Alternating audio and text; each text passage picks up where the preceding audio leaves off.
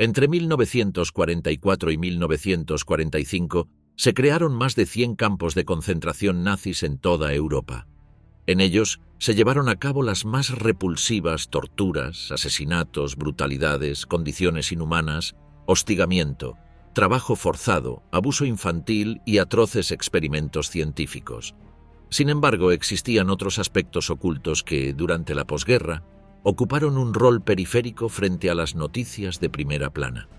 Dentro de los campos habitaba el personal nazi, quienes sí eran tratados como seres humanos y, por lo tanto, disfrutaban de entretenimiento y placeres mundanos. El sadismo, el deporte y las prácticas sexuales eran elementos infaltables en la dieta de los guardias y soldados nazis. Además, organizaban competiciones deportivas, banquetes y eventos sociales, incluso mientras las víctimas morían a pocos metros de distancia. Estas actividades, disfrazadas de normalidad, mostraban un nivel de perversión que trascendía la brutalidad física, reafirmando la desconexión moral y psicológica de los perpetradores frente a su entorno de horror.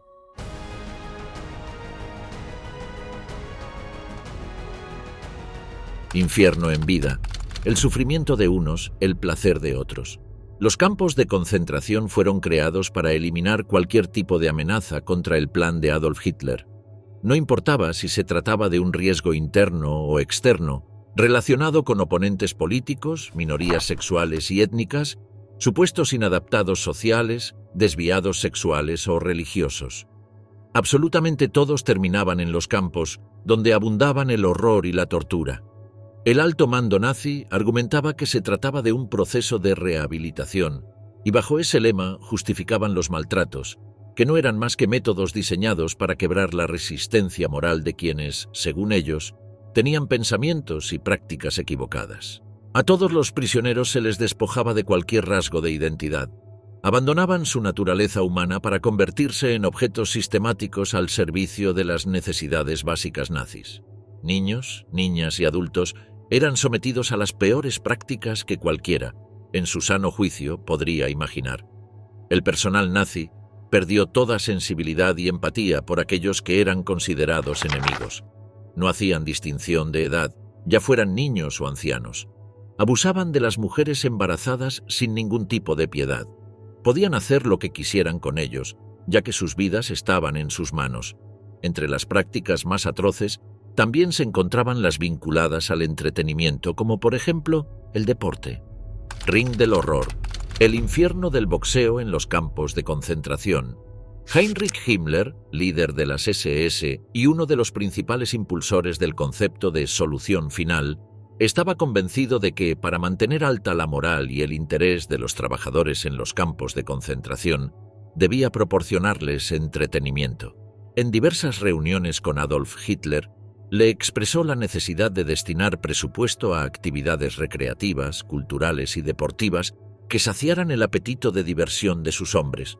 Uno de esos espectáculos era el boxeo, un deporte que contaba con gran popularidad en Alemania en esa época. Con la llegada de Hitler al poder, este deporte de combate se convirtió en uno de los grandes pilares propagandísticos. En los Juegos Olímpicos de Berlín de 1936, los boxeadores alemanes como Max Schmeling, Herbert Runge y Willi Kaiser se alzaron con el título. Debido a su éxito deportivo, fueron utilizados por Joseph Goebbels, ministro de propaganda, para reafirmar su teoría sobre la superioridad racial. El boxeo también se utilizaba como una herramienta para canalizar la violencia de la sociedad nazi de manera controlada. Los oficiales y soldados que desempeñaban sus funciones en servicio del Tercer Reich eran parte de esa sociedad. Por eso, brindarles combates de boxeo después de una larga jornada de trabajo podía ser visto como una forma de gratitud y reconocimiento. Para llevar a cabo el show nazi de pugilistas, fue esencial Víctor Jan Pérez, un boxeador de origen judío nacido en Túnez, que se encontraba cautivo en el campo de Auschwitz-Monowitz. En su país, el judaísmo era una minoría duramente perseguida, por lo que tenía prohibido unirse a asociaciones deportivas locales. En respuesta, los judíos tunecinos crearon el club de boxeo Maccabi, en el cual tanto John como su hermano, Benjamín, entrenaban a diario. En 1925, a sus 14 años, se convirtió en boxeador profesional. Una de sus primeras decisiones fue bordar en su pantalón una estrella de David, símbolo de su identidad judía. A pesar de medir apenas 1,55 metros y pesar 55 kilogramos, ganó todas las peleas que disputó en el norte de África. Young no tenía un gran golpe, pero era incansable. Ese era el secreto de su éxito. Tras alcanzar el éxito en su continente, trasladó sus sueños a Francia, donde luchó contra el boxeador estadounidense Frank Genaro por el título mundial y salió victorioso. Al regresar a Túnez, las noticias ya se habían difundido. Más de 100.000 fanáticos, entre ellos judíos y musulmanes, lo vitorearon en las calles. Cuando estalló la Segunda Guerra Mundial, Young Pérez vivía en París. Tras la invasión alemana se aprobaron leyes que aislaban a los judíos de la sociedad francesa, les confiscaban sus bienes y los obligaban a llevar una estrella amarilla. A diferencia del símbolo que bordaba en su pantalón de boxeo, Pérez se negó a llevarla. Fue delatado y en septiembre de 1943 fue arrestado y enviado al campo de tránsito de Drancy en París. Poco después, fue trasladado en tren a Auschwitz-Monowitz. Tras algunas semanas en el campo, varios guardias lo reconocieron. Lo habían visto boxear en su época de gloria. Sin pudor, le pidieron que les ofreciera un espectáculo privado, donde pudieron ver repetidamente sus mejores golpes. Al ver que su talento no debía ser desaprovechado, le permitieron entrenar durante algunos días y hasta le dieron raciones extra de comida para recuperar algo de la masa muscular que había perdido junto a su libertad.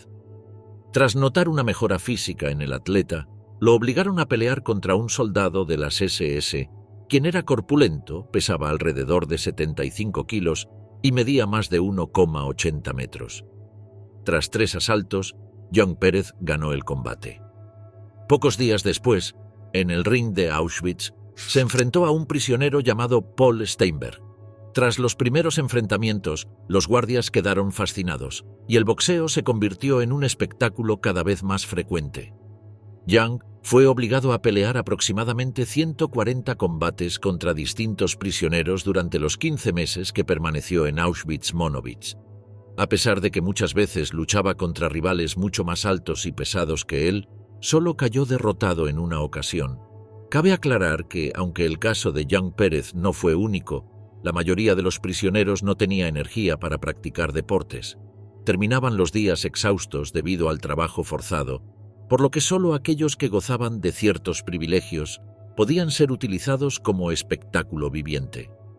Otro boxeador judío que alcanzó cierta fama por participar en el show del horror nazi fue Tadeusz Pietrzykowski. Nacido en Varsovia en 1917, había logrado el subcampeonato en la competición polaca de peso gallo. Tadeusz fue arrestado al intentar llegar a Francia para unirse al ejército polaco en el exilio y fue enviado a Auschwitz-Birkenau como prisionero político. Entre 1941 y 1943 peleó entre 40 y 60 combates en el campo de concentración. Enfrentó a varios deportados alemanes de peso pesado y derrotó a su propio capo, Walter Duening. Este último, en lugar de buscar venganza, lo recompensó con un trozo de pan y un poco de carne. Estas victorias lo convirtieron en el campeón de boxeo más destacado de Auschwitz, siendo aplaudido por las noches por los mismos nazis que lo torturaban durante el día.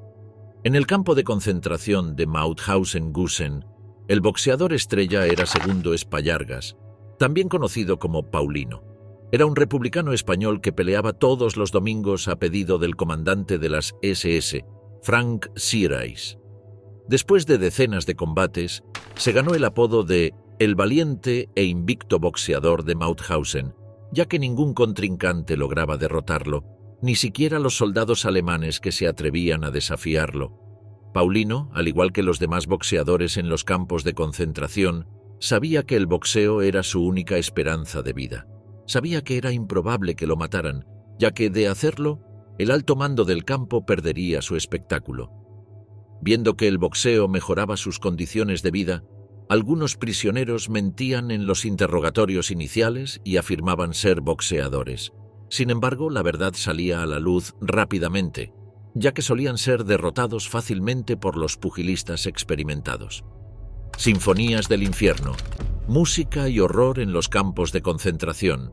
Adolf Hitler era amante de la música especialmente de la obra del compositor Richard Wagner, quien murió 50 años antes de que el líder nacionalsocialista asumiera el poder en Alemania.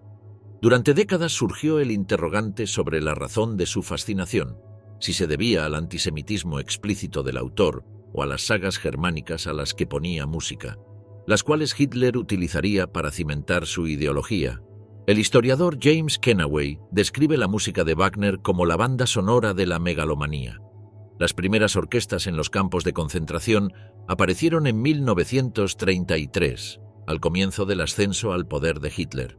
Sin embargo, los primeros vínculos con el Holocausto surgieron en 1939, con el inicio de la guerra. Desde la invasión a Polonia, los nazis recurrieron a la música para enmudecer los gritos y el dolor de los judíos. El 1 de febrero de 1940, los efectivos nazis confiscaron más de 300.000 libros sagrados relacionados con el judaísmo y los quemaron en una plaza frente a la yeshiva. Miles de judíos se reunieron alrededor del fuego, llorando desconsoladamente. En medio de esta escena, el ejército alemán convocó una orquesta para tocar música alegre y tratar de tapar los lamentos. Algo similar ocurrió en 1941, durante la masacre de Babi Yar. Los alemanes reunieron a más de 33.000 judíos, quienes fueron fusilados en 2 días. Durante su ejecución, mediante altavoces instalados por las SS, se escuchaban valses y canciones alegres provenientes de orquestas alemanas. Había 6 campos de exterminio en el Holocausto: Belzec, Treblinka, Sobibor, Majdanek, Auschwitz-Birkenau y Chelmno. Solo este último no disponía de orquestas ni coros formados por prisioneros, ya que funcionaba como un campo móvil en el que los judíos, generalmente provenientes del gueto de Lodz, eran asesinados tan pronto como llegaban. En los demás campos, las orquestas solían durar varios meses e incluso algunos años. En Treblinka había 3 orquestas, una de ellas dirigida por Arthur Gold, un reconocido compositor de jazz y tango de Polonia que vivió en el gueto de Varsovia. Los reclusos músicos vestían trajes especiales y tocaban mientras los soldados comían de cara a la ventana. En Auschwitz había 6 orquestas y un coro. En Auschwitz I había una orquesta y un coro. En Auschwitz II, Birkenau, 2 orquestas. Y en Auschwitz III, Monowitz-Buna, otras 2. En los 2 primeros campos, los grupos musicales debían tocar por la mañana y por la noche, a la salida y regreso de los prisioneros de trabajos forzados. Lamentablemente debían interpretar marchas o cánticos antisemitas, además de piezas de Beethoven, Schubert, Bach y Wagner. Primo Levi, un escritor judeo-italiano, resistente antifascista y sobreviviente del Holocausto, relató que esta música lograba que los cuerpos de los prisioneros, que parecían generalmente sin alma, como robots, funcionaran solo al escucharla, y que sin ella habría supuesto largas horas para que regresaran luego de trabajar hasta el cansancio en los campos. Las orquestas en los campos podían estar compuestas incluso por no judíos, pero los músicos que tocaban en la entrada de las cámaras de gas debían ser judíos exclusivamente. En Majdanek, en agosto de 1943, llegó un camión con 200 huérfanos judíos, tanto bebés como niños de hasta 12 años.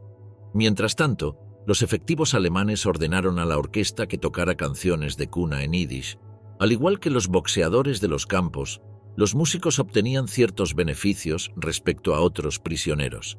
Tanto Simon Lax, judío francés sobreviviente, que se desempeñó como director de orquesta en Auschwitz-Birkenau entre 1943 y 1944, como el cuerpo de la orquesta femenina de Auschwitz liderada por Alma Rosé, mencionaron que lucharon por obtener mejores condiciones de vida. Les permitían realizar los ensayos en interiores, en lugar de hacerlos al aire libre. Estaban exentos de realizar trabajos forzados y tenían pequeños momentos de descanso. Los músicos dormían de a 2, no amontonados como el resto de los prisioneros. Disponían de colchones de paja y les cambiaban las sábanas cada 7 días. También disfrutaban de una ducha semanal y un pan para 4 personas. Es por eso que de los 40 músicos de la orquesta sobrevivieron 38. Sin embargo, ser músico no garantizaba la supervivencia. En el campo de Janowska se había creado una orquesta compuesta por artistas de gran nivel.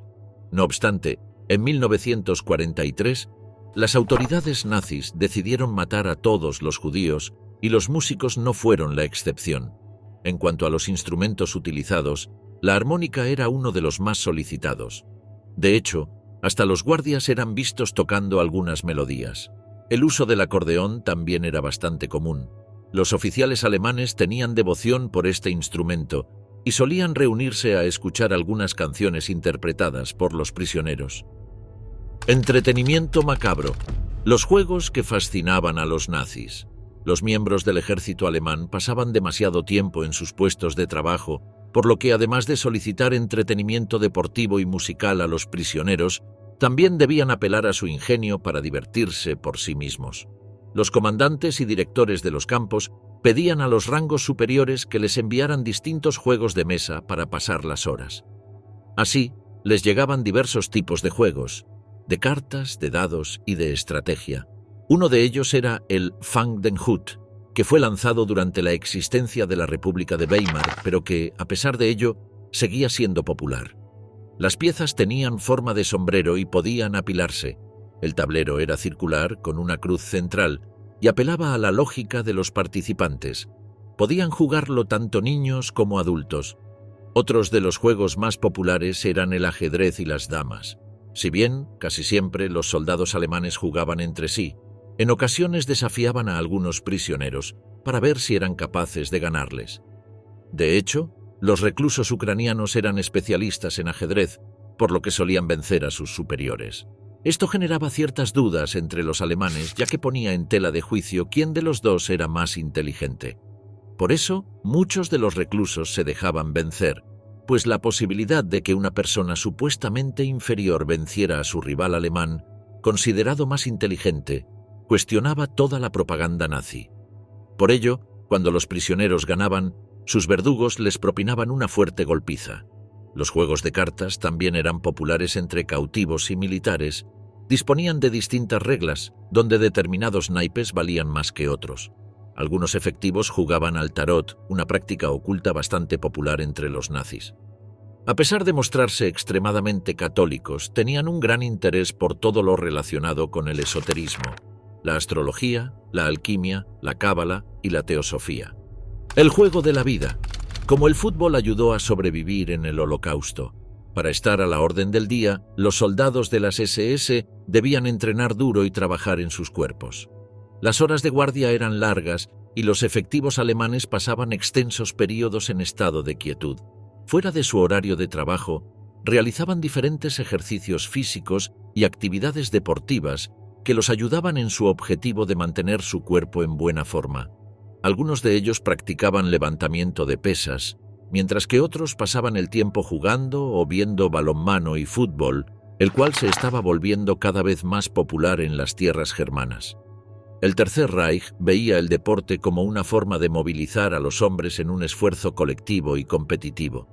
Durante la Segunda Guerra Mundial se formaron distintos equipos que competían en alguno de estos deportes y participaban en diversas competiciones internas en los campos de concentración. Los equipos de las SS disputaban campeonatos contra plantillas conformadas por miembros de otras organizaciones, como la Luftwaffe o la Wehrmacht. A su vez, los soldados de los campos del Gobierno General de Polonia organizaron diferentes torneos entre ellos, y dicha actividad creció a partir de 1942. Desde ese año, los prisioneros de los campos trabajaron más intensamente. Desde el alto rango nazi, vieron con buenos ojos que, más allá del sufrimiento y los castigos a los que eran sometidos, tuvieran algunos breves lapsos de entretenimiento. De esta manera, durante esos recesos, algunos prisioneros aprovechaban para ser espectadores de esos partidos de fútbol, y en ocasiones varios de ellos saltaban al campo para formar parte de los equipos. Esto último no resulta sorprendente, ya que antes de la llegada de Hitler al poder en 1933, los judíos que vivían en Alemania tenían sus propios clubes donde practicaban distintas disciplinas deportivas, los cuales acabaron siendo prohibidos y cerrados. Los dos más populares eran el Bar Kochba de Frankfurt y el Hakoah DS. Entre los futbolistas que fueron apresados en los campos de concentración figura Julius Hirsch, quien jugaba en el equipo juvenil de Karlsruhe y era conocido por su potente pie izquierdo. En 1909 jugó su primer partido con la selección alemana, donde disputó 7 partidos, siendo el más recordado el encuentro en el que marcó 4 goles a Holanda.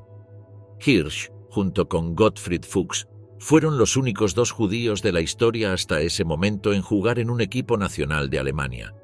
En 1925, con 33 años, abandonó su carrera como futbolista, pero se convirtió en entrenador de equipos de fútbol. Poco tiempo después, con las diversas sanciones económicas impuestas a los judíos alemanes por el régimen nazi, Hirsch fue despedido de su trabajo. Tal fue el impacto que intentó suicidarse, pero al fracasar, fue enviado a una institución de salud mental. Julius fue enviado a realizar trabajo forzado y, si bien se desconoce su destino, se presume que fue asesinado en Auschwitz. Otro caso conocido fue el de Eddie Hamel, conocido como el primer gran extremo derecho del Ajax de Holanda. Hamel honraba a la comunidad judía de los años 20, siendo el único judío en jugar en el equipo de Ámsterdam, uno de los más importantes del mundo.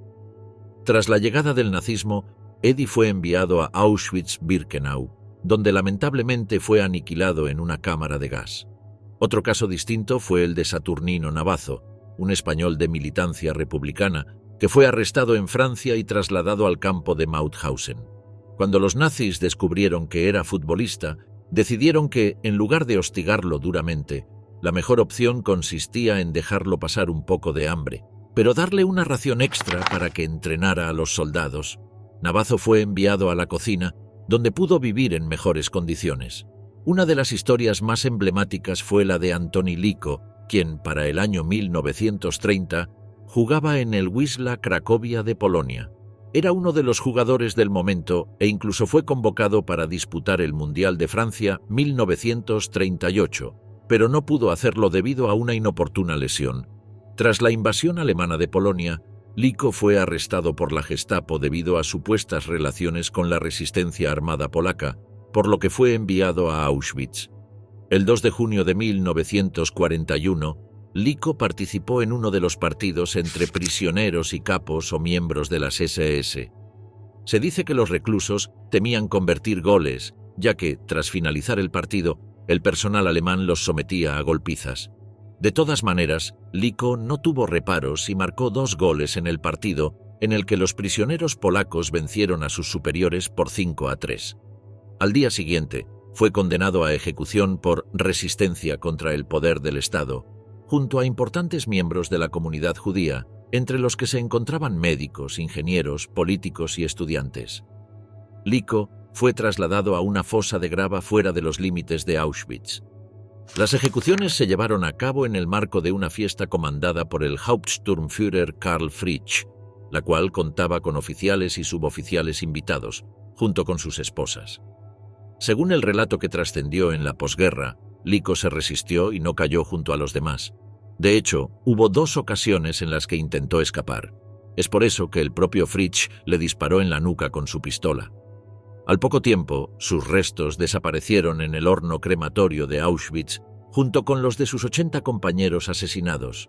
En la posguerra, se difundieron distintas historias acerca de supuestos partidos entre prisioneros y guardias, pero no todas son ciertas. Lo que sí fue verificado es que no siempre los partidos eran entre equipos de 11 jugadores. A los alemanes les gustaba armar plantillas de prisioneros según sus nacionalidades o sus oficios.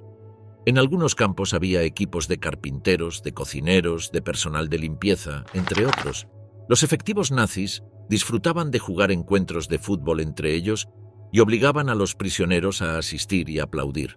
Uno de los mayores divertimentos del personal alemán era ver partidos entre prisioneros hambrientos y con poca preparación física. Algunos de ellos se desmayaban en pleno campo de juego y eran arrastrados desde los brazos, ya que el espectáculo debía continuar. El rostro femenino del mal, la historia de Ilse Koch. El personal nazi solía tener otros tipos de entretenimiento, además del boxeo, el fútbol, las cartas y el ajedrez. En aquella época, tanto los miembros de alto rango como los guardias nazis tenían una obsesión oculta por la desnudez y el sexo. Resaltaban la belleza construyendo un culto al cuerpo al estilo griego.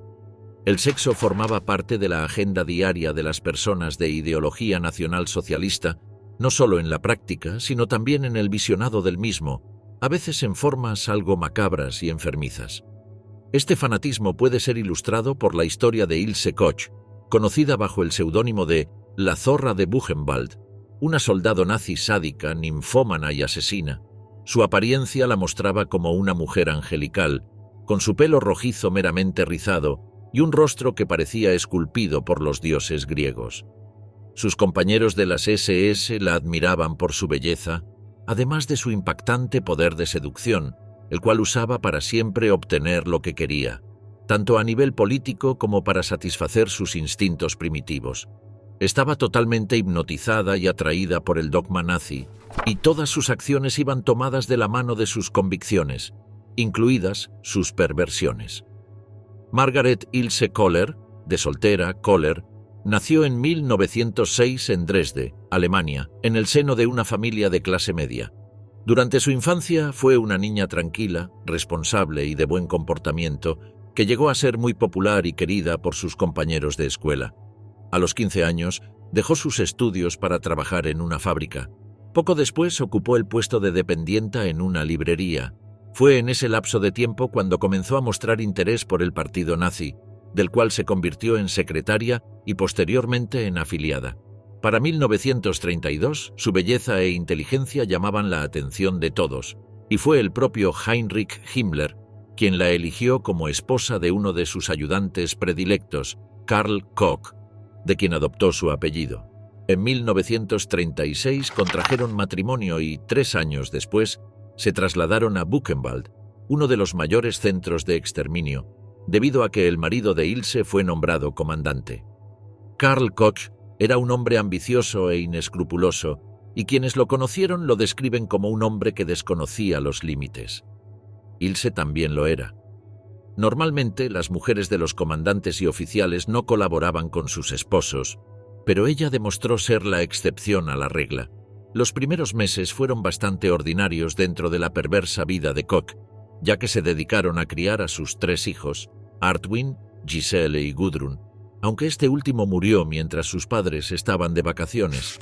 De hecho, se negaron a regresar a pesar de saber que se encontraba en estado grave. La malicia de Ilse Koch quedó demostrada cuando, junto a su marido, mandaron construir una casa frente al campo de concentración para ver el exterminio como un espectáculo. Allí armaron también un zoológico, para el cual ordenaron traer especies exóticas de todas partes del mundo. A esta casa, conocida como Villa Koch, le construyeron una especie de picadero, donde Ilse podría cometer sus crímenes sexuales. Este lugar tenía una extensión de 40 por 100 metros y 20 metros de altura. Dentro del picadero se encontraba un aposento con paredes recubiertas de espejos que servían para orgías colectivas. Como estaba a pocos metros de los barracones, los prisioneros podían escuchar con precisión lo que ocurría en su interior. Obsesionada con su aspecto físico, Ilse mandó traer vino de Madeira, Portugal, para realizarse baños nutritivos. Sus armarios estaban repletos de prendas costosas, pieles, perfumes y calzado. Por las mañanas paseaba por el campo con su caballo y hostigaba a los prisioneros con latigazos. Se regocijaba lanzando perros salvajes contra mujeres embarazadas, quienes morían despedazadas. Las noches estaban llenas de sadismo y placer. Organizaba orgías lésbicas de hasta 12 personas a la vez con las esposas de los oficiales y, tras un tiempo determinado, pasaba a tener sexo con los subordinados de su marido.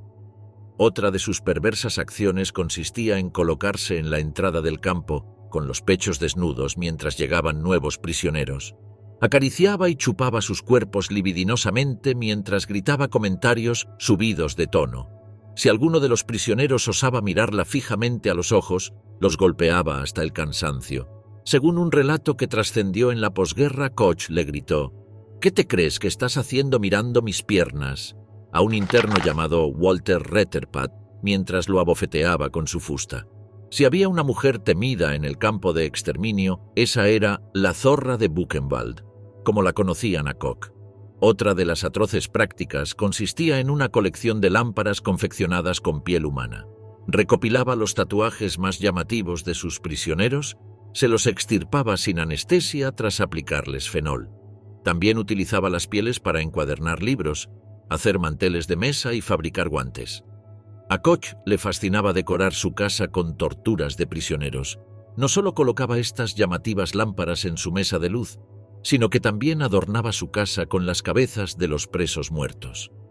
Ilse ordenaba encogerlas químicamente para luego armar filas en su comedor. Quienes ingresaron a la casa de los Koch comentaron que llegaron a tener hasta 12 cabezas en simultáneo. Además de utilizarlas como decoración propia, Koch enviaba estas cabezas de regalo a miembros del alto mando nazi. Albert Grenowski, un judío que era obligado a trabajar en el laboratorio de patología del campo, mencionó que Ilse usaba bragas adornadas con los tatuajes de los presos. El entretenimiento de orgías y prácticas sexuales que realizaba Koch terminó cuando las tropas soviéticas llegaron a Buchenwald y, a pesar de que intentó huir, acabó encarcelada. Durante el juicio celebrado en 1951, el fiscal emitió las siguientes palabras condenatorias. Fue uno de los elementos más sádicos del grupo de delincuentes nazis. Si en el mundo se oyó un grito, fue el de los inocentes torturados que murieron en sus manos. Tras escuchar a 240 testigos, Ilse Koch atinó a gritar: «Soy culpable, soy una pecadora». Aunque la sentencia inicial fue cadena perpetua, luego fue reducida a 4 años de prisión. En 1967, a sus 61 años, acabó con su vida ahorcándose con las sábanas de su cama. En una nota dejó sus últimas palabras: «No hay otra salida para mí. La muerte es la única liberación». Juguetes humanos. La atroz historia de los niños judíos en los campos de concentración. Los guardias nazis se superaban a diario en cuanto a maldad se refiere. No les bastaba con torturar física y psicológicamente a hombres y mujeres, sino que algunos de ellos manifestaban un especial regocijo al burlarse y maltratar tanto a niños como a niñas de origen judío. Tal era su obsesión macabra, que los convertían en objetos de diversión. Algunos guardias gozaban al golpear a los niños contra las paredes del campo hasta que morían. Sus madres lloraban desconsoladamente, y ellas, capturadas, pedían a gritos que tuvieran piedad, sin poder hacer nada más para defenderlos. Eran varios los niños que, desesperados por hambre, buscaban comida donde pudieran encontrarla. Los más valientes se las robaban a los oficiales, quienes, al descubrirlos, los golpeaban salvajemente hasta asesinarlos. En los distintos campos de concentración, los niños se acostumbraron a vivir en condiciones subhumanas. Aquellos que estaban en edad de caminar y trasladar objetos con sus manos eran obligados a realizar trabajos forzados durante largas horas, sin acceso al descanso y con un hambre desesperante. Quizá lo peor para estos niños no era su propia muerte, sino que tenían que tolerar ver morir a sus hermanos menores en sus propios brazos, mientras los guardias los observaban con indiferencia y placer. Una de las historias que resalta por su malicia es la de las hermanas gemelas Eva y Miriam Moses Kor, quienes se convirtieron en el juguete favorito de Joseph Mengele, conocido como el Ángel de la Muerte, quien estaba obsesionado con conocer más sobre la genética de los gemelos y realizaba prácticas tan nocivas como nefastas. En 1944, a sus 14 años, las hermanas ingresaron a Auschwitz junto a su familia y pronto se convirtieron en objetos de experimentación para Mengele. El Ángel de la Muerte solía pasearse por los pasillos de Auschwitz con chocolates en sus manos para atraer a los niños y persuadirlos a que se convirtieran en su presa. Aparentemente los pequeños se acercaban a él con entusiasmo, creyendo que era inofensivo. Pero pronto conocían el terror en carne y hueso. De esta manera conoció a Miriam y Eva. Mengele ataba a las gemelas por los brazos para restringir la circulación de sangre hasta lograr desmayarlas. Una vez desvanecidas, les inyectaba químicos en los ojos y en otras partes del cuerpo. Las gemelas salieron de su laboratorio llorando desconsoladas por lo que sus cuerpos tuvieron que experimentar, pero el Ángel de la Muerte salía con una sonrisa de oreja a oreja, silbando alguna melodía de música clásica, más que conforme con su supuesto aporte a la ciencia. Infierno velado. Las mujeres forzadas en el burdel de Mauthausen. Los nazis se mostraban como personas conservadoras respecto a los actos sexuales, pero como demostró el caso de Ilse Koch, solo se trataba de una cuestión discursiva que difería de la realidad. Decían que el sexo era una vía para agrandar la raza aria y poblar Europa con personas supuestamente superiores, por lo que fomentaban tanto el sexo prematrimonial como el sexo entre adolescentes. No obstante, mencionaban que el objetivo no se basaba en el placer sexual, sino en obedecer al Führer y su objetivo de expansión territorial. Uno de los obstáculos que se oponían a tal propósito era la existencia de homosexuales. Para Hitler, representaban un escollo a la hora de la reproducción. Es por eso que ordenó la creación de una red de burdeles en los diferentes campos de concentración. Mientras la muerte abundaba en las cámaras de gas a pocos metros, los soldados y guardias de las SS podían mantener relaciones sexuales para no olvidar su masculinidad y evitar relacionarse con otros soldados o, peor aún, vincularse sexualmente con prisioneras judías. El primer burdel para militares alemanes fue el de Mauthausen, emplazado en el Barracón 1, en un edificio del subcampo de Gusen. Allí se hospedaban 35 mujeres alemanas de clase baja, reclutadas con la promesa de que pronto serían liberadas, pero esto jamás sucedió. Lo que parecía una promesa de cambio de vida pasó a ser una pesadilla diaria. Al burdel no solo accedían los soldados, sino que también algunos prisioneros gozaban del privilegio, con excepción de los judíos y soviéticos. Solo tuvieron suerte los prisioneros políticos de origen austríaco, francés, checo, español y alemán. También gozaban del beneficio los trabajadores más meritorios en reparaciones, plomería, electricidad, cocina, músicos y futbolistas. Sin embargo, la mayoría de estos afortunados solían buscar un momento afectivo de compañía y conversación, resistiéndose a realizar el acto sexual. Buscaban intimidad, una mujer que los contuviera emocionalmente. Los hombres que acudían al burdel debían superar exitosamente un examen médico que descartara posibles enfermedades venéreas. Aquellos reclusos que eran invitados por sus superiores y que tenían ideología comunista solían rechazar el beneficio e intentaban levantar la voz para que el resto también se opusiera y no se aprovecharan de la esclavitud sexual a la que las mujeres eran sometidas. Los soldados alemanes no tenían ningún tipo de piedad ni consideración y no dudaban ni un segundo en tratar como objetos a las esclavas sexuales que trabajaban en los burdeles. Las obligaban a mantener relaciones con más de 5 hombres por día, en turnos de 15 minutos que valían 2 Reichsmarks, los cuales jamás pasaban por las manos de las empleadas sexuales. A menudo eran observadas junto a sus clientes por hombres de las SS que espiaban a través de las mirillas. Se estima que aproximadamente 200 mujeres pasaron por el burdel de Mauthausen y prestaron sus servicios hasta la llegada de los aliados. Pero este no era el único burdel. Había decenas desperdigados por Alemania. El segundo burdel fue el de Auschwitz, creado el 30 de junio de 1943, y 2 semanas después hicieron lo propio en Buchenwald. En 1944 dieron vida a los prostíbulos de Neuengamme, Dachau, Dora Mittelbau y Flossenburg. Usualmente estos burdeles estaban construidos al igual que las barracas, con habitaciones individuales pequeñas para más de 20 prisioneras, las cuales eran controladas por una capataz o una Aufseherin. Para abastecerlos, además de utilizar a mujeres de clase humilde, también reclutaban prisioneras del campo de concentración femenino de Ravensbrück. Luego realizaban una selección basada en la belleza. Las más guapas eran enviadas a los burdeles de las SS, las menos guapas a los prostíbulos que atendían los soldados, y las prisioneras que no estaban en el mejor estado físico eran llevadas a los burdeles de los campos de concentración. Las mujeres eran continuamente reemplazadas a causa de agotamiento o enfermedad, para luego ser enviadas lejos hacia una muerte segura. Muchas de ellas fueron forzadas a llevar a cabo abortos y esterilizaciones que las dirigían a un destino trágico. Los capos solían utilizar estos servicios más que nadie. El horario más utilizado era el de la noche, que comenzaba a las 8 y terminaba a las 10.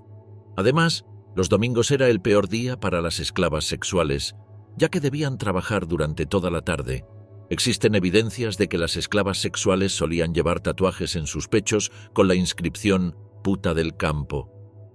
Todos estos recursos eran utilizados con un mismo objetivo: que el personal nazi no se aburriera, que estuviera enfocado en su trabajo y que continuara alineado con la ideología nacionalsocialista. Para el alto mando nazi, No eran importantes las consecuencias ni el sufrimiento causado a personas que no pertenecían a la presunta raza aria, por lo que todo esfuerzo que beneficiara a sus hombres debía ser realizado, ya que sentían que esto les garantizaba la victoria final. Juegos de mesa, deportes, tarot, burdeles y orgías sexuales entraban dentro de un peligroso vale todo, que solo generaba heridas incurables entre las víctimas y los sobrevivientes del Holocausto y la Segunda Guerra Mundial.